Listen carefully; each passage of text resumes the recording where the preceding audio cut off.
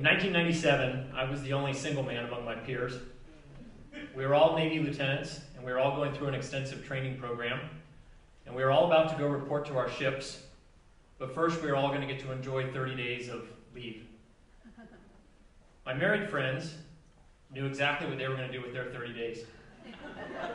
Paint the house, clean the garage, move the family. I, on the other hand, was like a blank canvas. And pretty quickly, my friends all started living vicariously through me. And every day they would come, and they would have new ideas about what I should do, what they would do, with 30 days of leave as a single man. There was this mysterious place called hedonism. This is where anything goes between two consenting adults. They were scheming to give me an invitation to the Playboy Mansion. There were 24-hour gentlemen's clubs and casinos that needed explored. And there was even hedonism 2, for all those things you forgot to do or couldn't do at hedonism 1. I took it all under advisement, and one day I showed up and I announced I'd made my decision. They all gathered around, and I looked them in the eye, and I said, I'm going to spend the next 3.5 weeks on the Trans-Siberian Railroad. The look of disappointment, disgust, and disbelief in their eyes is unforgettable. I tried to give them details, but they weren't interested at all.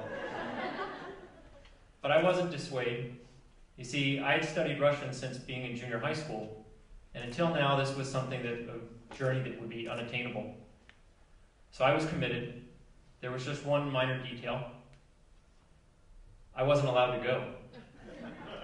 See, being in the Navy and traveling to a former communist country wasn't exactly encouraged.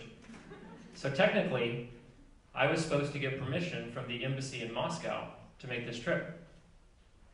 I kind of saw this as a minor detail that I didn't need to follow. I mean, I was going to be traveling in a foreign country across 7 time zones and 6,000 miles by myself. What could possibly go wrong?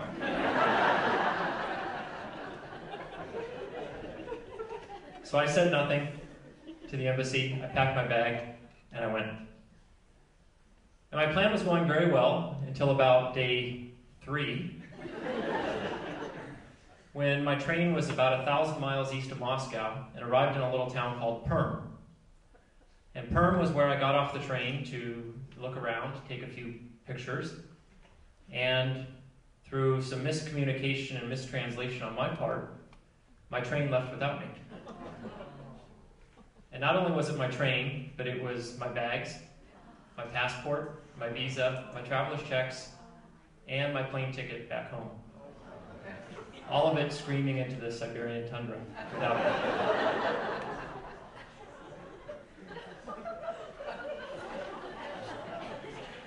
I stood there in Perm, contemplating my options, and I realized I had none. I was screwed. Really, the only way I saw myself getting out of Perm was to throw myself at the mercy of the embassy and try and prove that I'm an American and try and get out. About this time, the station manager, named Yuri, had heard about this lost American, and he came and found me. And Yuri took immediate control of the situation. He had me describe for him in detail what train I was on, what car number, what seat number, how many bags I had, and what color they were. And Yuri took meticulous detail, took meticulous notes. And Yuri explained to me that what he was going to do was send a message to the next train down the station, down the line, about 4 hours down the line. He would tell them to go to that car and that seat, get my bags, pull them off the train. Yuri would put me on the next train out of Perm that was leaving in about 8 hours, and somewhere around 2 o'clock in the morning, I would marry up with my bags. I actually thought this plan might work.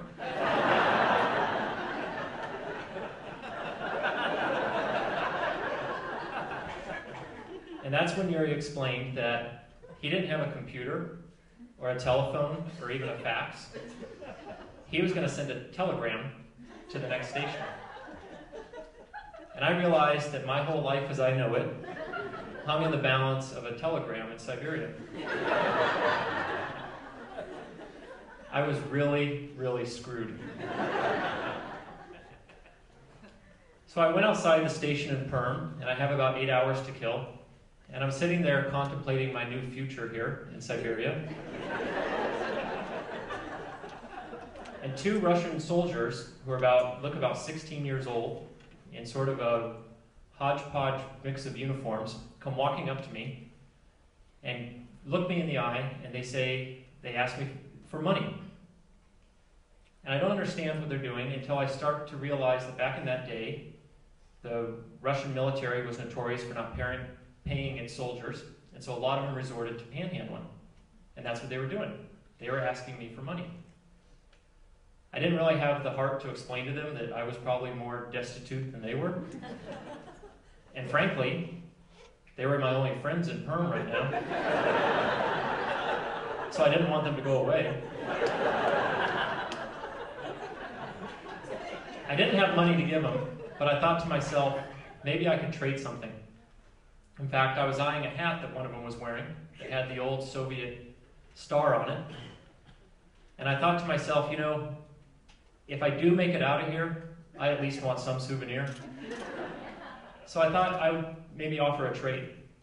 And to endear these two soldiers to my idea, I explained to them that I'm an American, and I'm a soldier, just like you. We're like comrades, and maybe you would like to trade something. So they asked me, they said, "Oh, you're an American. You want to trade? You're a soldier." And I said, "Yes." And this got them very excited, and they told me to wait, and they disappeared. And they came back, and there were 4 of them. And they all started peppering me with questions. American, trade, deal, soldier. Yes, yes, yes, yes, I say to them. They get more excited, they disappear, they told me to wait, they disappear, and they come back, and there's 8 of them. And they've surrounded me, and they're all shouting things at me. And just about the time I'm going to look at the original soldier that I was talking to and say, "What do you want for your hat?" They open bags and they show me what they have to trade. They have Kalashnikovs, they have RPGs, they have small arms. Basically anything in the Perm arsenal that I want is mine to take.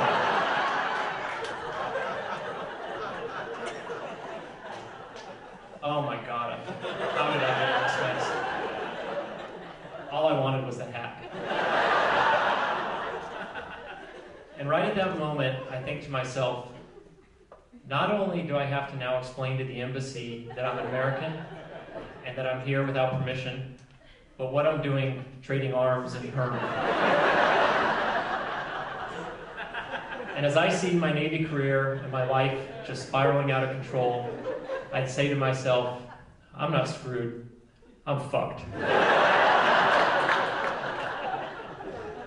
And right at that moment, I had a flash, and I thought, what would I be doing in hedonism right now?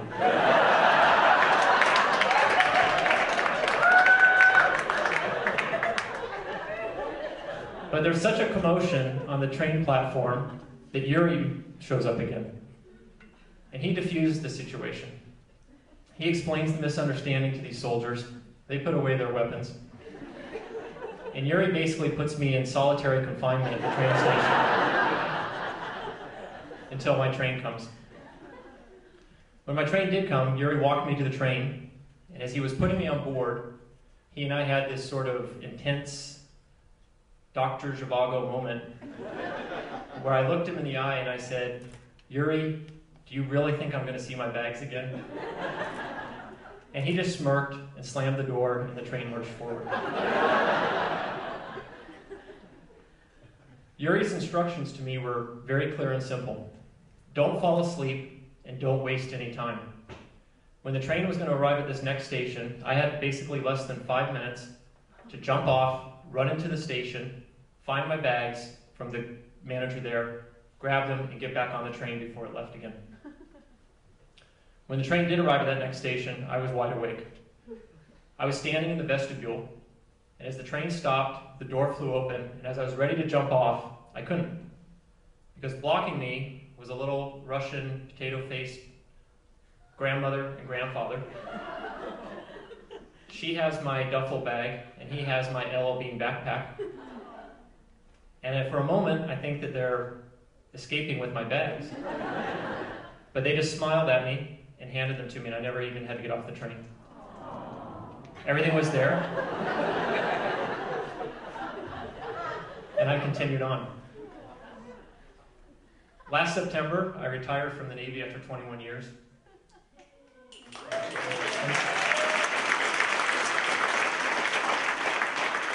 I never said a word to the embassy. I never said a word to the Navy. And to this day, I owe a debt of gratitude to Yuri and his telegram.